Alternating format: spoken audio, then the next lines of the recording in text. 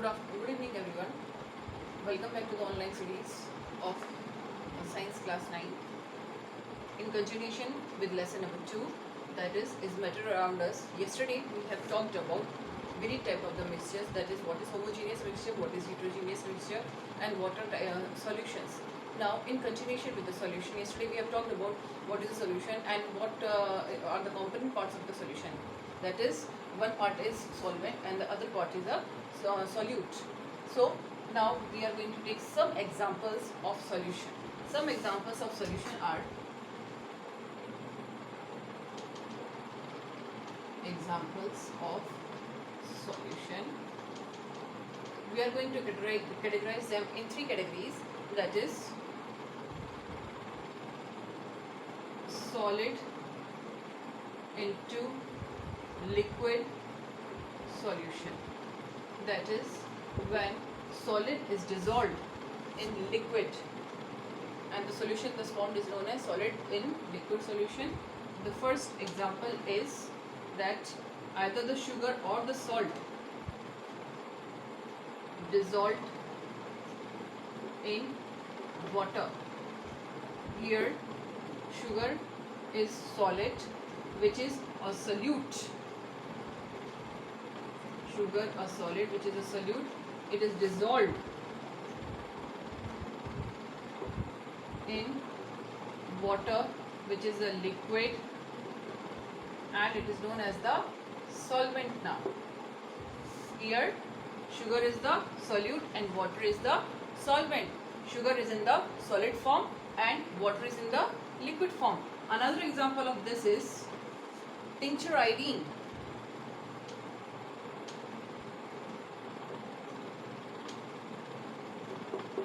Tincture iodine means when solid crystals of iodine are dissolved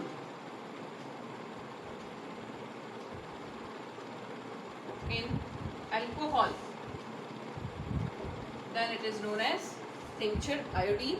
Such type of mixture is known as tincture iodine. Here the solid crystals of iodine, they are the solute, and here alcohol is the solvent. Solid crystals of iodine are the solute and alcohol is the solvent. Now, next category of solutions, that is examples of the solution, is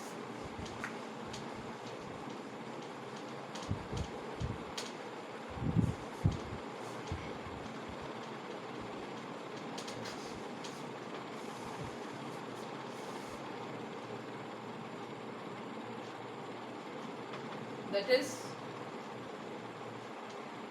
liquid in liquid solutions. Another a great number of the examples are there, like first is ink dissolved in water. Here ink is in the liquid state, water is in the liquid state. Ink is here the solute and water is here the solvent. Another very good example is, you can say take a number of them. Either it can be drops of lemon juice,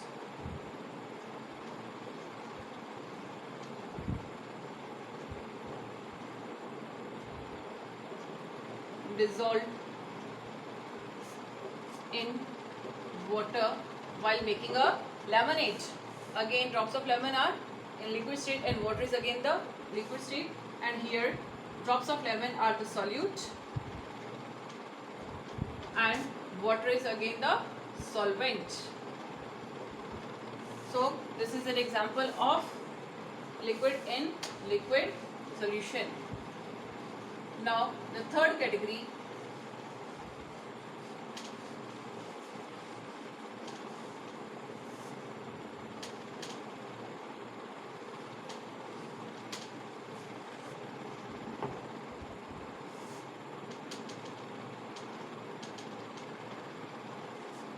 which explains as the example of the solution is gas into liquid solutions. That is, again a number of examples can be given. That is your aerated drinks is the best example in which various gases are present in the what to say, or various drinks like soda water or such type of cold drinks even. So here aerated drinks, when gases are dissolved in soft drinks. Here gases are in the liquid state and they are the solute, and soft drinks are the solvent. Again soda water can be taken as an example of that. Now fourth category is air in air mixture or air in air solutions. So very good example of that is the air that is already present. The air itself is a mixture of a large number of gases. The air itself is a mixture of large number of gases. So these are the various examples which falls under different categories, so that we can very well know what type of solutions are present in the nature. Now talking about some properties of particles of solution, or what are the properties of solution.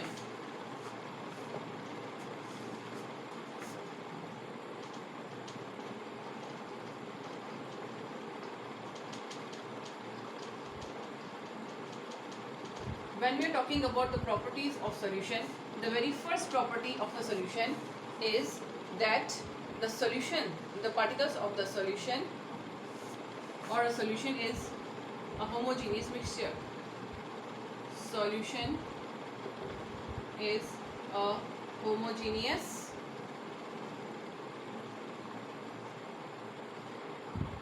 mixture. That is, the solute particles gets dissolved evenly in the solvent particles, and we cannot discriminate between the particles of the solute as well as of the solvent.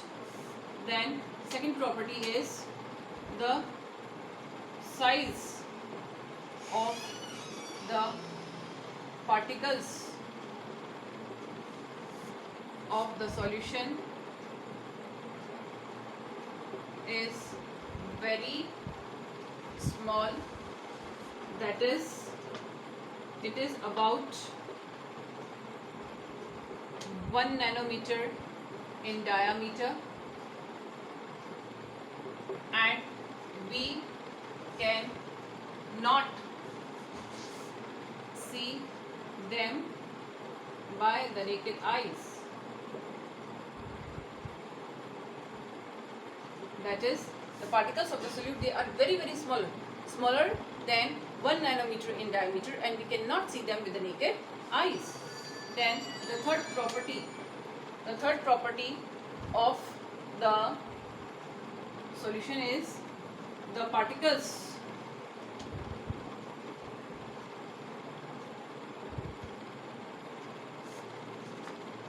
do not settle down at the bottom of the solution.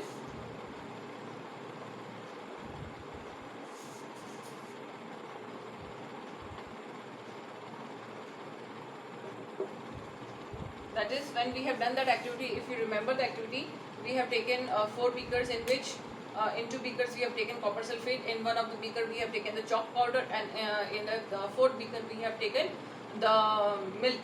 So we have seen that in the beaker that we have taken the chalk powder, the particles, after leaving it undisturbed for certain time, the particles, they start settling down at the bottom of the beaker. But in the case of the two beakers in which copper sulfate solution was taken, we did not found any of the particles being settled down at the bottom of the beaker, and hence it was named as the solution. So we say that the particles of the solution do not settle at the bottom of the solution, and we cannot separate them by filtration method, and we cannot separate them by filtration method.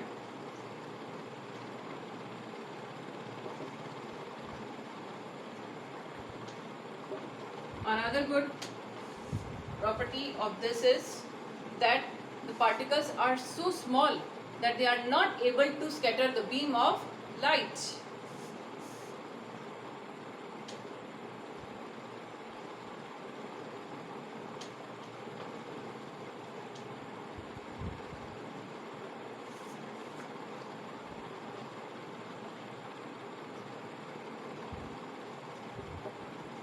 Passed through them.